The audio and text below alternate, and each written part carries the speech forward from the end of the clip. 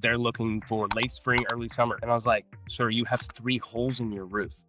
Logic wise, I'm like, what are you doing? You might want that Bentley, but you're not capable of buying it. Those roofers don't stick around for decades. They're not creating legacy. They're not creating generational freedom unless they make a ton of money and learn how to invest that money to grow that money. I believe that when I lose a bid, I don't lose. That's another job whose substandard work makes our work look better. That's another job that's going to break before the roof is 10 years old. How do you define right? There's just so many words that are ambiguous. It's hilarious to me. Welcome to the latest episode of the Roofing Millionaires podcast, the only roofing podcast where we don't promote anyone and we don't sell you anything. In this episode, we are sitting down with John Tucker from Friends in Roofing in Tennessee, and John talks about how you can be a roofing contractor that works less but still makes more profit. Do like and share this video if this helps you in becoming a contractor that is something for someone, not everything for everyone.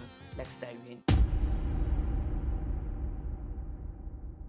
We use branding as a buzzword in roofing. So let me just ask you, what does come to your mind when you hear of branding? For me, I would say branding is how succinctly branding success depends on how effectively you can simplify who you are and what you're about, and how the homeowner benefits hiring you, not someone else that they perceive as a competitor or a safe option to protect their home. So why do you think that most roofing contractors, they don't think like this? Like they think of everything as numbers and logic instead of emotions and psychology. Probably because most of us are men and we think with logic, not emotion anyway. We usually silence our emotions because we don't find ourselves rewarded when we choose to be vulnerable and share them. So with our heavy logic programming, kind of makes sense that we would try to reason with the homeowner logically, even after thousands and thousands and thousands of times, you know better. You still do it. Like I still do it. It's sometimes I walk away from customers going, man, I tried everything. I hit them with empathy. I hit them with, fear of loss. I hit them with financial value. I hit them with ease of purchase. I hit them with so many angles, man. They just still wouldn't take action. You're like, winter's also that time of the year where people call you out. I get this heavily in the winter, every winter. And I was reminding someone this morning the same thing is like, they were talking about how going out to people's homes in the winter is a waste of their time because no one wants to actually pay for anything. They're too focused on Christmas. And I'm like, yeah, because that's the emotional side of the American consumer. In America, we're raised with this toxic view of chasing our own pleasure. And then we can't figure out why it's so hard for us to find joy and fulfillment. But the consumer around the holidays, for me, they'll call me out because they want to get ahead and they're actually being really responsible. They're actually the better customer in a way, and they're being super responsible to call. They're thinking that they're calling a roofer now, even though they have all the holiday stuff going on. They're calling a roofer now so they can figure out what that's going to cost to fix that leak, so that they can plan to use their tax money for it in the spring. It saddens me that very few people listen. I'll come out and quote a repair like did one yesterday. It was like $1,400. They're not going to do anything. They're looking for late spring, early summer. And I was like, sir, you have 3 holes in your roof. Logic wise, I'm like, what are you doing? I know that when this guy calls me back in May or June of 26, that $1,400 repair I quoted yesterday, it's going to cost him $8,000 or more. He already has things growing in his attic. Rainwater has no good chemicals in it. It grows molds. I can't say mold. It grows things that are bad for your health and the home very quick. You leave that $1,400 repair for 6 months, it's going to be like $8,000. You're going to have major structural issues to take care of. You're going to have to pay for mold remediation. You're going to have to pay to have all your insulation removed from your attic, put back in your attic. You're probably going to have framing issues that need to be taken care of with a carpenter. We're going to be replacing the decking on at least half of your house. It will no longer be a $1,400 repair. It will be very bad for this guy. But at the end of the day, it's his house and it's his choice what he pays. You are right here that the $1,400 can turn into $8,000. And what I'm confused about is that how did you figure this out? Like you said that you tried every single angle and none of it was working to make them take the action that you want them to take. So how did you figure out that, okay, these are the things that I have to do in order for make a person to take the action that is the right action for them, not what they think is the right action? When you said, what things do I need to do to make them take the right action? It kind of sounds like some dirt psychology right there. Is it manipulation or is it persuasion? And that the difference is, what's the heart of the matter? Either way, you're making somebody do something. And it's like, I think most people define persuasion as making the prospect do what they need to do for the thing that they claim they want. And that's where most of my sales success comes in. I've been leading a life purpose towards serving others in sales since 2014. And the one thing I have found is it is most effective when I remember to ask clarifying questions and figure out what their biggest concerns are, their biggest fears, worries, and what their primary goal is, and then to present a solution from that context. Hey, this helps you avoid this fear, this worry, this pain point, this extremely brutal expense, this extra cost. This gets you the thing that you're wanting for your sense of identity. If we put the roof issue and the solution within our mind, our context, our pride, our ego, we're not going to close that deal. It's the salespeople who put it into sandbox that matters to the customer that seem to get the deal, which that's another thing the public doesn't get. The longer you wait, the more I get paid. So I'm not really paid to persuade you to buy anything. Okay, and does any of it depend on the type of customer that you are dealing with as well? When you are asking these clarifying questions to homeowners, of course, you are assuming that these are the things that they need, and we need to ask clarifying question in order to get to an outcome where we feel that this is the right person that we should be working with. Because if someone does not align with the values or with the beliefs that you hold in your mind, or does not have a problem that you understand, maybe they are not the right customer for you. So even if you ask them clarifying questions, they might give you answers just to make you satisfied, not to tell you that what's exactly going on in their head. Happens. Our closing ratios went up a whole lot when I started creating our qualifying questions SOP. And it's like 12, 13 questions to ask the homeowner when they first call in. For the whole last year, I've had no sales reps. And one thing I miss about having sales reps was most of my day being answering the phone. I hate the phone. I really do. The work number doesn't even ring anymore. I've turned it off because it's impossible for me to try and get to the phone calls. And I struggle to focus. I struggle to help the person who's put money in my pocket to protect their home today. And it's not realistic for me to try to answer every phone call when I'm getting 60 calls or more in a day. So my voicemail tells you to hire us on the website or through text message, where we've got the systems to handle a better volume simply. But the first thing we do when talking to a new homeowner should be, and I was really good at it when we had sales reps, is having a 15 to 30-minute phone call with the customer and asking them a list of set questions that are all from psychology centered around their concern, their worry. But that's helping us figure out if we should even invest any time talking to you. For the last 5 years, I have worked very hard to be a roofer who does work that nobody else does. So for me, the best way for me to protect my business's bottom line and not waste the public's time is to clarify if you're the person that we need to work with. And that's not very many people. So 80% of the homeowners I talk to, I end up recommending they call roofer 1, 2, or 3 that's a competitor, because we're not going to be the person who has what they want. Okay. And does that repel some people as well? Because I think that most people are not ready to get into a 25 or 30 minutes phone call right away. And I think that automatically filters the kind of people that you want to work with. Kind of why I like the winter some too, is when we slow down and someone messages, like a few minutes ago, someone messaged me and said, "Hey, can you come look at my roof and let me know if I need to replace it soon?" My first thought was, what the hell are you talking about? Your roof was in bad shape when I saw it in 2019. And I thought you replaced it already. I'm like, to get that message surprised me. But that's how a lot of our customers are around here. You'll tell them something and they'll just roll their eyes and assume that you're a salesperson. And I've not quite figured out why. Maybe it's because we've got such a strong knocking presence in the area, kind of like the roofers in Houston, Texas, and Dallas, Texas like to talk about how their market's so difficult. It's not difficult. You Texans just haven't figured out how to do your job very well yet.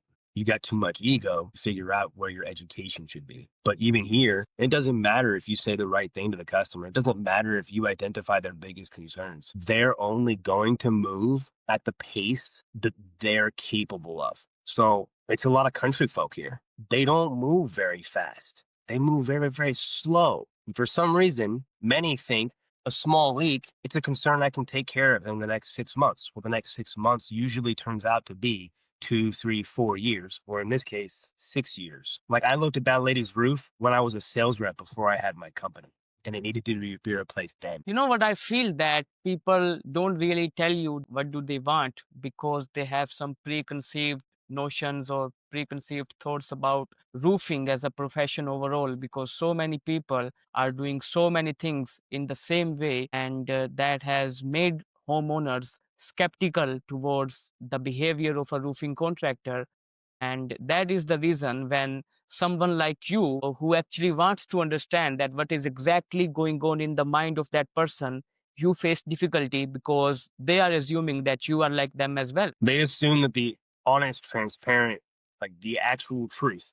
And that's one of the reasons why I'm so big on standards and bringing everything back to code, is because then I'm not sharing my opinion to the customer. I started doing that because I was defensive when the customers would look at me when I'm telling them the truth and they'd roll their eyes like I was giving them a really good pitch. And it's like, I don't care. They don't seem to believe me when I say that stuff either. Hey, I'm not concerned what you do with your house. If you don't do anything today, I or some other roofer is just going to make more money when you finally do something. Because every single day that you wait in Tennessee, your roof's getting worse. If you have an open hole in your roof in Tennessee, we get it's like 60 or 75% as much rainfall as like a rainforest. We get some of the highest rain volume in East Tennessee of the entire country. Like we're like third highest amount of rainfall annual every year. With that rainfall means that our dew point when the sun goes down every day is very high. It doesn't have to rain for water to come in that hole in your roof and rot your house. And most folks don't think about that. They think they're fine because there's no leak on the ceiling. But meanwhile, some of the worst issues with a roof are the ones where you don't see the leak on the ceiling. Maybe it's a leak near the outside wall, or it's no drip edge flashing and the water's running down your shingle, rolling around the shingle due to roof reflux and coming in behind your fascia, and it's rotting out the whole fascia and soffit and the outside wall of your house. You won't see a leak on the ceiling when that's happening, but you'll have black mold and other things that are ruining your home, creating a cost that you will never afford, all because you don't have any leaks, so your roof's fine. Nah, but people can do what they want to do. You know, at the end of the day, if you do nothing, it's only going to cost you more. If we put all the theory aside, and if you can, like, let's just say I'm someone who is getting into roofing, or I don't have the experience that you have, and I want to learn from your experience so that I don't make mistakes that you did. So how would you tell me to actually uncover what is going on in the homeowner's mind by, like, using a practical example? Because I feel that whatever we speak is theory, and most people might agree to this, but back when they go back to their job, what they're going to do is that they're going to apply the knowledge that they believe is true. So if you can give a practical example or an experience that you had where you were assuming that you know that someone wants X, but then you discovered that no, the other person wants Y, and I was all wrong about it. And then you had to reshape your entire process to actually meet the need of that person and actually make them feel that you actually understand them. Being the roofer who has the highest price for the last several years, every customer wants what I offer until they see the price tag. And then they go and get other roofers quotes and they're like, okay, why would I pay you $16,000 when this guy's $11,000? Great question, Mr. Smith. Why would you compare a roof with a workmanship warranty where we are always going to fix any issue that comes up? And we're promising that our quality of work will never be the reason your roof fails. And you're trying to compare it to a roof that's 3 years old. That's got a 3-year warranty. 3-year roof, no worries ever roof. And you're trying to compare the two? Man, that's like going into a Lamborghini dealership and thinking your 440 credit score that can barely get a Hyundai something or other is going to work. You might want that Bentley, but you're not capable of buying it. So people will ask us for stuff all the time. And then in the end, they'll choose what they're willing to pay the price for. And very few people understand the value of finding the highest quality, most knowledgeable thing. Like let's say you buy $100 leather belt made at a genuine cow. That belt will probably last you 20, 30, 40 years. Solid leather, no stitching anywhere, especially if you oil it and you take care of it. Versus if you go into the convenience store and you buy a belt that's $19.99, it's going to last you 2 or 3 months. It's 3 pieces of paper sewn together with a thin layer of cow on the outside. So they can mark it and say it's 100% genuine leather. Yeah, it's 100% genuine leather on the outside, but the whole inside's paper, and it's going to last you 3 months.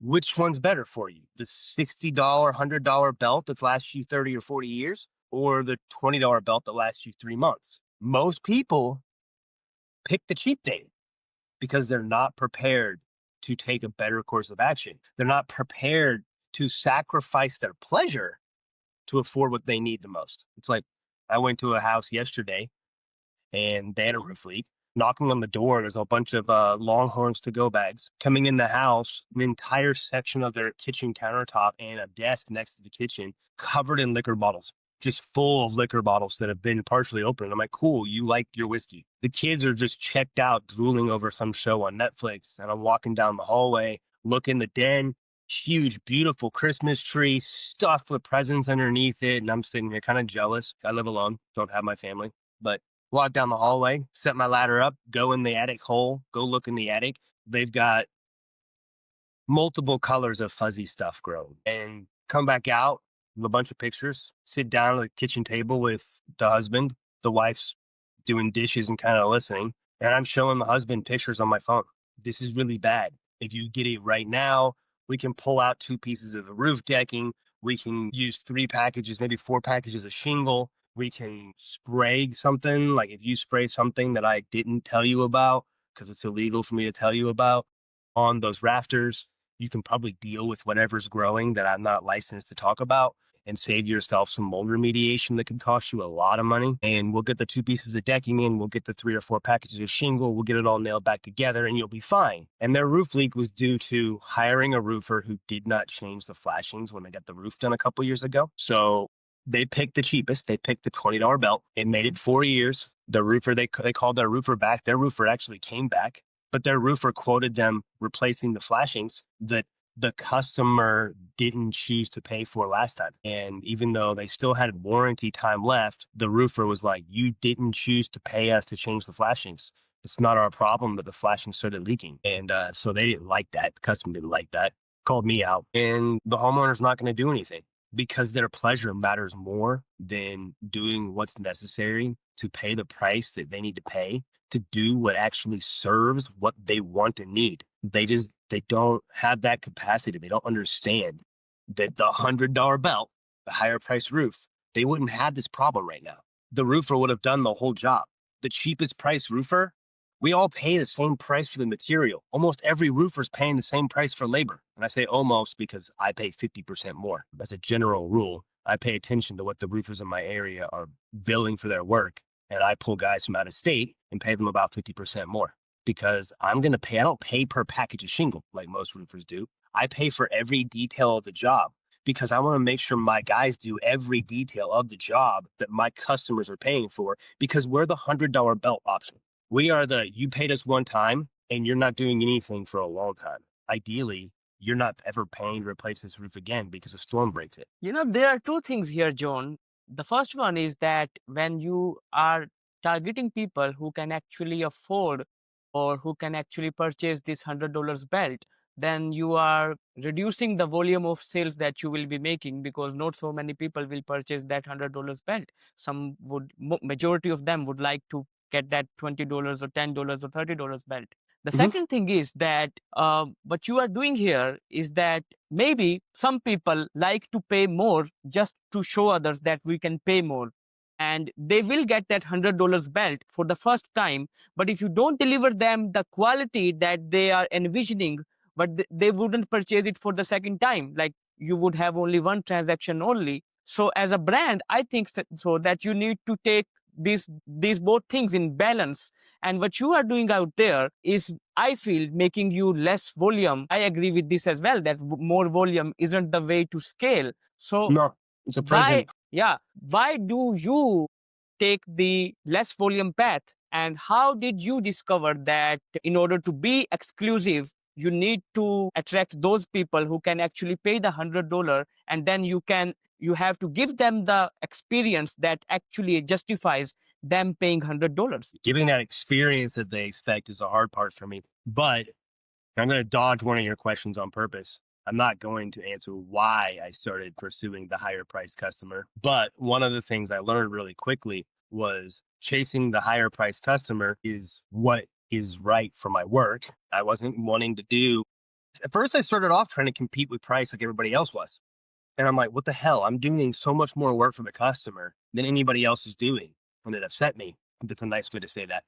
And so I started raising my price. And I very quickly realized that I was doing a lot fewer jobs, but I didn't really need to do more jobs. And by having fewer jobs, it allowed me to put more time into developing my company, to create the 20 something services we have under $1,000 that help homeowners repair, protect, and extend the life of their roof. It allowed me to create our 80-point assessment, which around here helps customers a lot with when their insurance writes out because their roof has like a bunch of discolored streaks on it. Their insurance is sending out letters saying, if you don't replace your old roof, we're dropping your coverage. We'll come out and look at the roof and go, hey, look at the date stamps on the product. This is a release strips on the shingle. That means this shingle was made by this manufacturer. Here's where we wrote the manufacturer. The manufacturer confirmed it was made in Tuscaloosa in 2012. It's a 30-year class shingle, so it's only 13 years old. And the insurance is like, oh, okay, so it's dirty. It's not actually bad. And they just reinstate the homeowner's insurance. Or time to develop the maintenance memberships, where the homeowner, depending on your home's details, you have X amount to start, but you pay $20 a month, and we come out twice a year. That is actually, I've mapped but not made the marketing for it. But our maintenance memberships are soon going to have 3 tiers. That way, homeowners can pay $20 a month and get this. They can pay $30 a month and get this. They can pay $50 a month and get this. And with the $50 a month plan, that's for the homeowner who wants the $100 belt. They want to take more time to figure out who's right for helping them get the most out of their property and pay one person to never worry about a large portion of their home. And the roof and the gutters, they protect the property. People pay a lot of money. They work their asses off to get to the house they have. There's a lot of identity, a lot of pride there. And the better maintained house, it's like you were saying, some people spend the money just to be able to brag. Some people want to be seen as more successful, like a lot of roofers who love to run their mouth about their revenue and have their lifted truck and they have their $20,000 under the hood in the light kit and everything else. Or they really love bragging about changing the brakes in their Porsche every year. I see your work as someone who's done the work, and I probably know the work better than the lines on my own hands. Those of us who know the work like I do, we see the ones who are turning the big revenue numbers, the ones who are loud. We see their work. You post your brag pictures for marketing, and we see that you never finished the job. You can brag all you want to. There's a large number of us who know the craft, who know that you're a fake hack. That only lasts so long. Those roofers don't stick around for decades. They're not creating legacy. They're not creating generational freedom unless they make a ton of money and learn how to invest that money to grow that money. But they're not making a roofing company that has the reputation of serving the community that's going to last generation after generation. Their roofing company won't be here for their great grandkids to run and have a life. It won't. You are so right here that this is something that I discovered in 2025 as well, that all these people who are bragging about numbers on social media and who are these multi-million dollar producers, um, I can even think of like 5 to 6 people right off the bat in my mind who sit down with me, and when they tell me that what is actually going in the back end of their company, I just feel that what you guys are posting online is a totally different picture of what you are actually facing. And I think that they are not even roofing companies. They are just sales organizations who just attract people who want to make money no matter what. And they just attract these so-called hustlers who want Yeah. to be in a hustle 24/7. and they make money, the owners make money, and the homeowners are left nowhere. And these companies won't exist because they are making a sprint instead of having a marathon. I mean, I say to each their own path. I'd like to argue, is it really wrong that most roofing companies are just a marketing organization who sells roofs? Is it really wrong that most roofing companies don't do repairs that homeowners can afford? Because there are a lot of marketing companies that do repairs and they'll send a sales rep out to look at things and take some pictures, put their measuring tape on something. And then the office sends the pictures to their subcontractor who says, I need one package of shingle and $300 labor. And then the roofing company turns back around and tells the homeowner it's going to be $1,400 for that one package of shingle to be installed in their house because they've got to pay the salesperson for their time. You know, that American who's got a $2,000 a month cost of living, they got to be paid for their 2 hours at your house listening to your wife talk about cats. They have to, or they're not going to continue showing up to quote the next person's repair. Then the company has to pay for that $50 in shingle and the $250 in labor that their subcontractor wanted. Then on top of that, they're going to need 40% at a minimum to cover their ass if that subcontractor had a bad attitude that day or felt lazy that day or did not diagnose the issue correctly. They've got to protect themselves for the eventual probability of coming back to fix something. So one of the things I love about my repairs is when I do a repair on your roof, I don't repair to standard. I go way over standard because I want to make damn sure when I'm charging $400 for a repair that I never have to come back. I'm not paying a salesperson. I am the labor. I'm sure as hell not putting a margin on here that's sufficient for me to come back and fix your work. If I do a repair and it leaks, I lose all the money from every repair I probably do all month. I can't afford for it to fail. And so customers, a lot of times they ask me, how long is this warranty for? I go 30 days. And they're like, really? I'm like, yeah, but you don't need to worry about it. Your whole roof is going to fail before this part that I worked on today does. I promise it will. And then I explain to them, this is the deal you're getting. This is what it's costing me. This is what it would cost you if you paid somebody else. And the reason it's better for you to pay me way less money than the other roofing companies is because I'm doing it at a level of paranoia that makes damn sure I don't have to come back. I'm more worried about coming back than you are, I promise, sir. But is it really bad if 80, I think it was 80 something about 80% of consumers don't care? They don't. Their buying patterns say more than their mouths. Their mouths say they care. Their mouths say they want a 20-year roof, but they keep picking a shingle roof. All right. A shingle roof's not going to last you 2 decades. Sorry, folks. Unicorns aren't real. No matter how much your daughter loves them and smiles for them, they're not real. 20-year shingle roofs aren't likely to be a thing either. Shingles have never been thinner than they are right now. And the majority of homeowners, they pick the roofer who makes them feel better because they pick it by emotions, not logic. If they were picking by logic, they wouldn't buy a shingle roof. Logic would say, I want a 20-year roof, so don't buy shingle. But they pick shingle every time because it's emotions. They don't want to look weird compared to the neighbors. They don't want to sacrifice their Netflix. They don't want to sacrifice their liquor habit. They don't want to stop smoking their pot at night to pay for a roof that would last 20 years. So is it wrong that most roofing companies are just sales companies and marketing companies selling roofs? Or is it a product of what the consumer on average is asking for? I do think bragging about your money is a stupid thing to do, but You know what? I read a book a few weeks back on how humans make the purchasing decision. And in that book, there was an experiment like they gathered a group of people and they put some MRI electrodes on their head. All of these people, they were smokers. So the experimenters, they asked them and they gave them all the logics to quit smoking. And these volunteers, they agreed to quit smoking as well after seeing all the logics about why smoking is bad. But their brain was being evaluated with this machine, MRI machine. And you know what did the machine show? The machine showed that the part of their brain that makes the decision about leaving something was never charged or was never triggered. And they were all gathering this information and they were agreeing to quit smoking because it is bad, but back in their brain none of the thing was happening in reality, and they were just passing out the time to appear good in front of that experimenter. And that yeah, is how he discovered that none of the decision that we make is made on logic. But if you put all of those people in a barometric chamber and started reducing the oxygen level, I'll bet you the front of their brain that changes habits lights up. Oh, this is how hard it is to breathe when I don't smoke and I get sick later.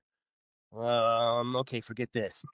John, why do you feel that talking about numbers appears good so much? Like, I can give you two scenarios here that a lot of these people in roofing, they talk about numbers, calculate your numbers, take control of your numbers, economics, and this is what that's going to make you successful. And numbers appear good on papers, but to your surprise, I don't think so it would surprise you because I know that you believe in emotions more than logic. 90% of the predictions that people make based on numbers, they are never reality. They are just Mm. facts that are just on paper, and But they are they make only us feel using one good. system? Yes. I mean, who there was some guy who worked for Warren Buffett who got a lot of notoriety for making some kind of statement about smart people. He goes, why is it that so many people with like above average IQs make so many mistakes every day? And it's because their IQ allows them to develop what they think is a system that's better than anybody else's system. And they just follow the one system. But the only way you build anything rich, you don't build a house on one thing. You have a big, broad foundation, multiple systems. You've graded the soil, you let the soil compact, you put down rock, you put down metal, then you've poured down the cement. That's not one thing. It's not one system that makes the foundation that you build your entire house on. It's multiple systems. And like knowing your numbers, it's kind of like going for a run through the woods. And if you don't have the right systems and you don't have full access to all of your numbers, like I remember 3 years ago when I finally invested in a CRM, I thought I was doing good with QuickBooks and my way of tracking customers. Now I go, how did I ever make it 2 years? But even now, I look at the CRM I've had for 3 years, and one of their selling points is how it helps the roofer see all their numbers. And that CRM doesn't help you see shit. It's useless. You might as well be running through those woods with a blindfold on. You are going to run into a tree. You are going to fall on your butt. You are going to ruin your cardiac rhythm and not gain the full benefit of that run because you don't have enough systems to fully see where you're going. You need to be able to see every single part of your job cost for each of your systems. You need to be able to see the labor that you run on an average shingle job, an average metal panel job, an average standing seam job, an average synthetic roof job, whatever systems you have. You need to be able to see every penny of every job and then have it calculating averages. You need to know for sure where you're at. Your CRM, no CRM right now shows numbers that are adequate for a roofing company owner to see their business. None. That's why I've been teaching myself Excel. So I've got, like, I think right now a 16-page Excel sheet, and it's Mhm. got each of my roofing systems. And my virtual assistants will, like the office person in operations, will put down what the actual cost was when we complete a job for every part of that shingle job. And then each of those shingle jobs stacking in one Excel sheet page, and it's creating averages. Those averages are imported to a summary page. It's creating averages on this other system, because we install 4 different shingle systems to let the homeowner choose what they want to do now. We installed default minimum state warranty, 5-year workmanship warranty, 7-year workmanship warranty, or if you want to pay for it, lifetime workmanship warranty, which doesn't really mean much if you're picking a basic shingle. But at each of those warranty tiers, we're giving more work. We have more cost. We have more overhead. So that's why those prices change. That changes all the margins. Everything's a little different. It's not like I can't just tell you we have a 30% profit margin. We're running between a 25 and 30% profit margin because I'm obsessed with systems and knowing my numbers and keeping my overhead low so I can come out the gate this year and be a little bit aggressive. So motivations on my end have changed. My awareness of things have changed. In the past, I refused to do anything less than the best because I was Mhm. focused so much on developing systems to ensure that with my ADD brain and the extreme details that had to be paid attention to during a roofing project, I wanted to make sure that every single time we hit the same quality mark. And that's hard. It's really freaking hard. A roofing company that's actually doing quality work, I would very much love to meet with them and see how they run their projects. If they're meeting code standard every time and they're pulling a 40% gross profit margin. I mean, I'd really love to see who's doing. I just don't see how you could. Like for me, as soon as we have project managers who are overseeing the jobs that are higher up on the workmanship level, my profit margin on those go down. And it's like, I get these roofers who think that it's crazy when I sell a job and get the insurance to pay for like $1,800 a square for the new shingle roof. And then they're like, you're fucking over the insurance. You're being greedy. And I'm like, yeah, that's hilarious because I've never seen a 30% gross profit on an insurance job the entire time I've been in business. They're over here thinking insurance jobs are 60 to 80% gross profit. It's because they only just call in some shingle and call in some subs and take some drone pictures and go, it looks awesome. It's really easy to be profitable when you don't do any work, when you do nothing for your customer besides claim to be built different and claim to have quality, but you don't actually know what quality is. You're still doing the best work that you've probably ever seen done, but you're bringing it back to your ego. You're not bringing it back to standards. Somehow that focus of mine made me a weird. Maybe you can correct me if I'm wrong here. What I Yeah, feel you're not wrong.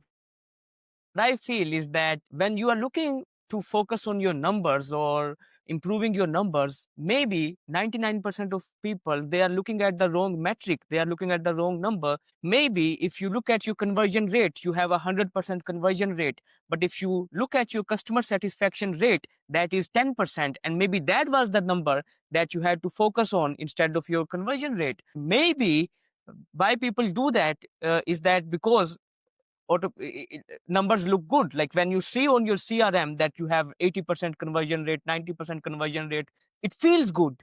And we are just making the emotional part of our brain feel good. And the good thing about you doing that is that you have designed everything for your customers because you knew that these are the things that your customer value. Now you have turned from a businessman into a designer who knows what does the customer he want to serve actually wants and how he has to design everything in his business in order to deliver him the quality or the experience that he or she actually wants.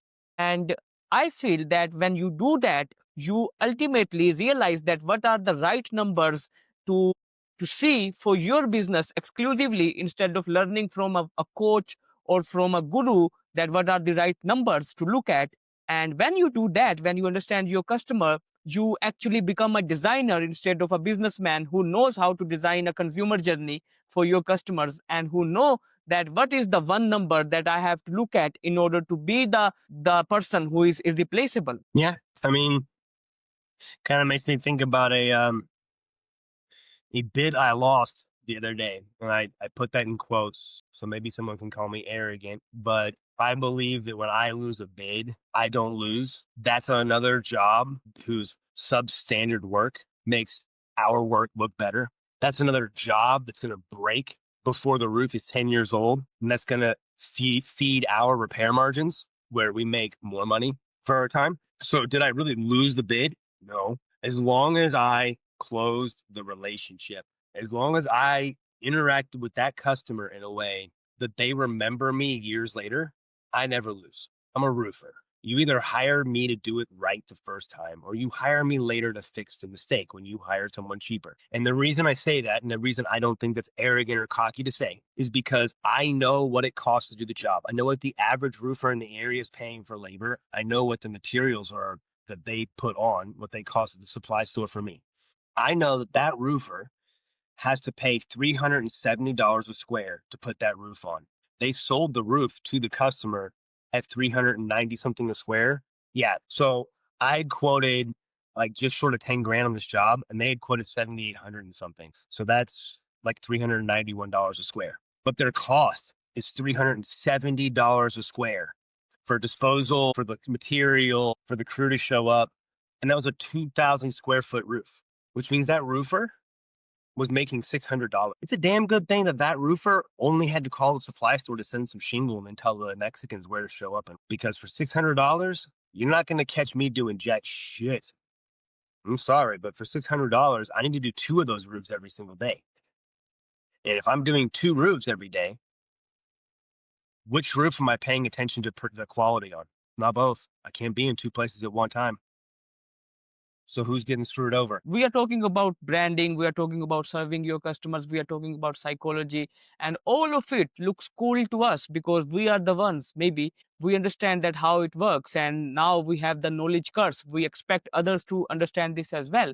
And 2 days back, I was having a conversation with a homeowner in Florida, a roofing company owner in Florida, and he told me that I don't understand this thing that you are talking about, logic and psychology and whatever. I just want to be affordable. And I told him that you can be an affordable brand as well. Like, you can make your core values, you can serve your customers, you can make your experience around them, and then you can just be an affordable company, affordable brand who serves a specific set of customer.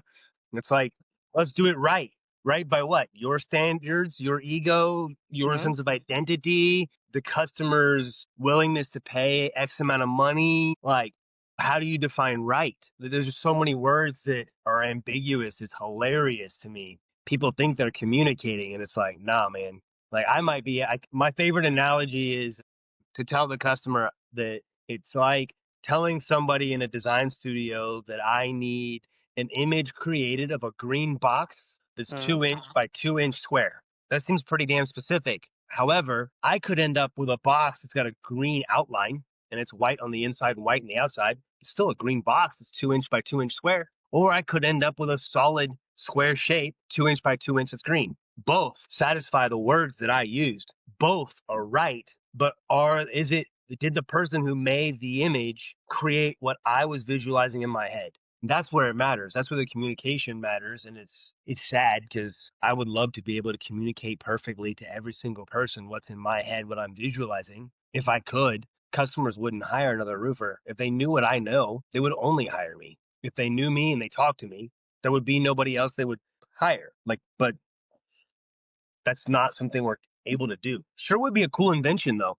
uh, I put a headset on, you put a headset on, like that MRI machine you mentioned earlier, and the customer will ask questions and I can answer questions. And when I answer questions, what I visualize in my mind shows up in their mind. All of a sudden, closing ratios would be like 90%. And the roofers who have a 90% closing ratio, I kind of laugh at too. But there's some roofers who get a lot of attention in the industry as if they have something to teach of value because they have a really high closing ratio and they did this many $1 million in revenue. And I'm like, you do free inspections. You make posts about how you did 18 inspections today. What the hell was the point of that? What could you possibly show the homeowner about protecting their home when you saw 18 roofs today? 18 roofs today? How? Like in my market, it's very rural, it's very country. I don't think I could physically drive my truck to 18 homes and even spend 15 minutes at each home in an 8 hour to 10 hour period. I don't think it's possible just because of how the homes are spread out. I could maybe do it going down one road, farmhouse to farmhouse. I might be able to get 18 homes in one day, spending 15 minutes on each property. That's not enough time for me to set my ladder up and do anything. I could show up, throw my ladder against the house, run to the ridge, take 8 pictures 360 degrees around, sprint back to my ladder, climb down, close my ladder, throw it in the truck, and run off to the next house. Maybe get 18. What good, what value are you providing these customers when you do 18 free inspections in one day? Like even me, I have employees with SOPs written for how to help me finish the reports so that I can see more homes and still give the same value to the customer. But I'm paying somebody full time to do all of my repair estimates, all my replacement estimates, to make sure that when someone contracts a job, they order the material, they schedule the crew, they make sure the dumpster is delivered and when it's happening and give the customer updates, make sure things get scheduled on the calendar so I know when to show up. I'm paying people to do all these things so that I can give a higher level of value than any other roofer gives. And the public wonders why I charge $180 to pull my ladder. Why? Because I don't want to see 18 homes in one day. It doesn't do me any damn good. Even in 2022, when I started reducing the number of homes I saw in a week to 20 in 1 week, I was still closing less than 30%. When I dropped my number of homes to 10 and 8 in 1 week, my closing ratio went to 70%. It's more valuable for me and my wallet to slow the hell down, see fewer customers, and charge $180 to show up so I can filter who calls me. If I'm free, how much is the customer valuing my time? If I'm free, how much do I need to persuade that customer to buy something from me so that I can cover my cost of showing up at their house? Like I'm $160 or more a week on fuel. Let's say I haven't done the numbers for this year yet to actually know what we spent on fuel, but let's say we're 160 a week and let's just do 50 weeks in the year, even though there's 52. That's $8,000 a year I pay on fuel. $8,000 a year. So it's like, well, I found out last week the average contractor in my state makes $47,000 a year. If I make the average income of average contractor income of $47,000 a year, I'm making 30% more than the average income of a Tennessee resident. But am I really? I'm spending 20% of my income almost on fuel going to these homes. 8,000 of 47,000 in a year. It's almost 20% of my income on now I'm making two to 3% more than the average minimum income in my area. Working in the most dangerous profession on the planet, the most dangerous like home service on the planet. It's not worth it. So it's like you got to figure out which way you want to go. Do you want to be proud of the fact that you close 90% of the jobs you go see because you're only making $600 a roof replacement? Good for you, bud. But how much money do you really make? And how fast does it your lights turn off when you stop going out there and hustling and seeing 18 homes in a day? That sounds exhausting, but you probably work in the city, and that's 18 homes in neighborhood 1 and neighborhood 2 that are really close to each other. And you're not doing much good seeing 18 homes in a day. What are you doing? You're showing up, getting 15 to 20 pictures, smiling and charming the customer, getting their contact info so you can blow them up with emails, video links, text messages, and follow-up phone calls. What are you really doing? I don't I don't get it. Public's like, "Oh, a free roof inspection." I'm like, "Yeah, let me go see that timeshare presentation." No, nobody wants to go see the timeshare presentation just because the hotel gives you a discount for doing so. You do that once in your life and you realize that timeshare presentation is a waste of your time. It ruins your whole vacation because now you get all these phone calls, all these emails, all these texts for months after the fact. What do you think happens when you call a free roofer? You get blown up for weeks. Guess it just depends on what you want. Earlier in the interview, John, you mentioned that you don't want to talk about why you decided to work with high paying individuals, and I respect that. I'm not going to ask it again. However, one thing that I do want to ask is that I heard Steve Jobs, or maybe it was Steve Jobs or Bill Gates or someone who said that the biggest skill in 21st century is not to learn things. It is to unlearn the things that you have in your mind and actually see what am I doing wrong. So I feel that I should ask you, what did you unlearn in the process of doing all this? Is there anything that you had to unlearn as well, that this is something that I'm doing wrong and now I have to fix this? I don't know if it's necessarily something I'm doing wrong. I think I get the wisdom of that statement of the most valuable skill is to unlearn things. Some of the most profound moments in my life have come after I abandoned everything that was my identity right now in order to, I guess, empty my cup so it can be filled to do something different. And we're actually doing a bunch of that this winter. One of the things I've thought was silly this entire time I've had my company is workmanship warranties. I feel like selling workmanship warranties is a joke. I probably still won't invest much energy to that. However, all of my roofing quotes have been changed where you have 4 different tiers of workmanship warranty. That allowed me to bring my prices way down. So I can come out the gate next year being much more affordable by the customer standards. I know that the majority of homeowners, they pick the roofer who has a price they're willing to afford. So this year we're going backwards, and instead of doing work that I'm proud of, we've restructured a lot of my business around the idea of you don't open a business to do what you like. You open a business to do what the person with the money paying you likes. If the majority of the homeowners are not willing to give up their pursuit of their pleasures to pay for better protection of their homes, and I have 5 years showing how true that is, then if my goal in 26 is to make 10 times more money than I've ever made as an owner while working 1/5 as much time, I've got to change something big. and some big things have been changed. But one of those core things is I dropped all the prices down stupid low and created 4 different workmanship tiers. Let the customer choose. 3 of those 4 workmanship tiers on the lower price range allow me to do what the other roofers do. Just send some shingle to the house and send some subs to the house. Now, I also have some folks that who help me in the office, and they love the opportunity. I love the opportunity and the low overhead of their help. But to help me work 1/5 as much, I'm learning to delegate. Whereas I've ran so many parts of my business by myself for 5 years, that's insanity. I have a daughter coming in April. If it came down to me deciding last fall if it's the customer's roof and being on the rooftop, which is my favorite place to be, or time with my daughter, which one matters most? And very quickly answered the question. I don't give a about your roof compared to spending time with my daughter. So, how do I create more income to provide for my daughter and give me the time freedom to invest with her? And the answer was we've got to abandon what we've built. I've perfected the process and processes of providing a high quality, above code compliant roof installation. It's systemized, it's rinse and repeat, it's dummy proof. Now, 26, now it's the time to run. Now it's the time to prove. 26, we're going to be doing more installs than I've probably ever done. That's the goal. Let's see what happens. 26, we come out the gate fighting.